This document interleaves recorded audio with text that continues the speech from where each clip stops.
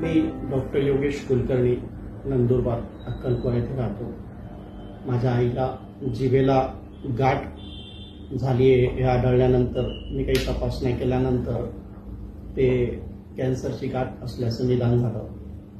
हे निदान झाल्यानंतर आम्ही घरातील 3-4 डॉक्टर आहोत, तरी देखील आम्ही घाबरलो.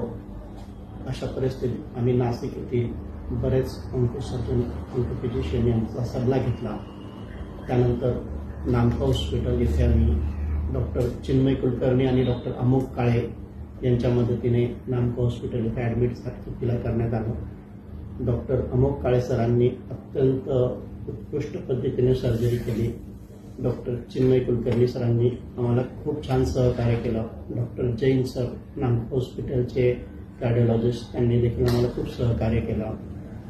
आईला हृदयाचा देखील त्रास असल्याने सर्जरी करणं अवघड होतं. नाशिक शहरात आम्हाला बरेच वेगवेगळे अनुभव आले, परंतु नामका हॉस्पिटल येथे आल्यावरती अत्यंत चांगल्या पद्धतीने सर्जरी झाली. नामका हॉस्पिटलचा स्टाफ खूपच चांगला होता.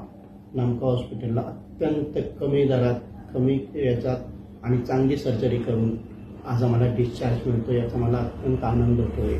नामका हॉस्पिटलच्या सर्व संचालकांचे आणि स्टाफचे मनपूर्वक